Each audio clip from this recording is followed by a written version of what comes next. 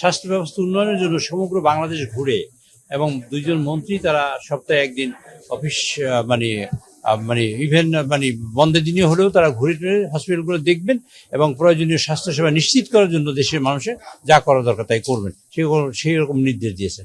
দ্বিতীয়ত হলো আমাদের আজকের জুলাই সনদ নিয়ে আলোচনা হয়েছে। এখানে জুলাই সনদ নিয়ে আমরা পার্লামেন্টে আলোচনা করব এবং আলোচনা করে জুলাই সনদের ব্যাপারে সিদ্ধান্ত হবে এবং সংবিধান সাপেক্ষে সংশোধন সাপেক্ষে যা হবার ইনশাআল্লাহ তাই হবে।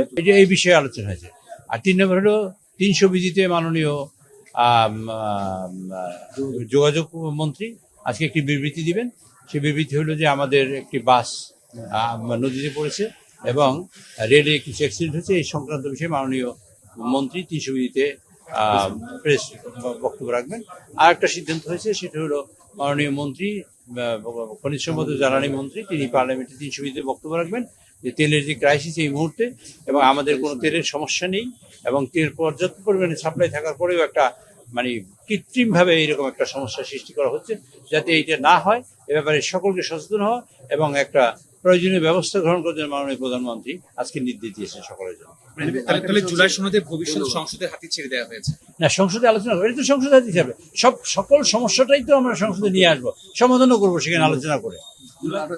গণভোটের অধ্যাদেশ বাতিল না, এটা বাতিল হবে তো, আমরা সংসদে আলোচনা করে যা সিদ্ধান্ত তা তো আপনারা সবাই জানবেন। না, গণভোটের যে অধ্যাদেশটা নিয়ে একটা অধ্যাদেশ বিষয় নয়, অধ্যাদেশ হয়নি, এটা অর্ডার হয়েছে।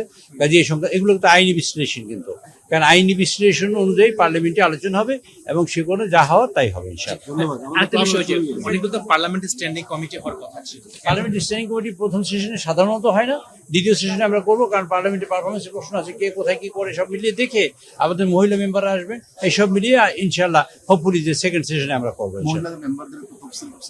এখনো ঘোষণা হবে, এই শীঘ্রই হবে এটা। জুলাই সনদ নিয়ে এর আগে তো আপনারা কমিটি একাধিক বৈঠক করেছেন, সেখানে আলোচনা হয় না, পার্লামেন্টে আলোচনা হবে, সেটি সিদ্ধান্ত হয়েছে।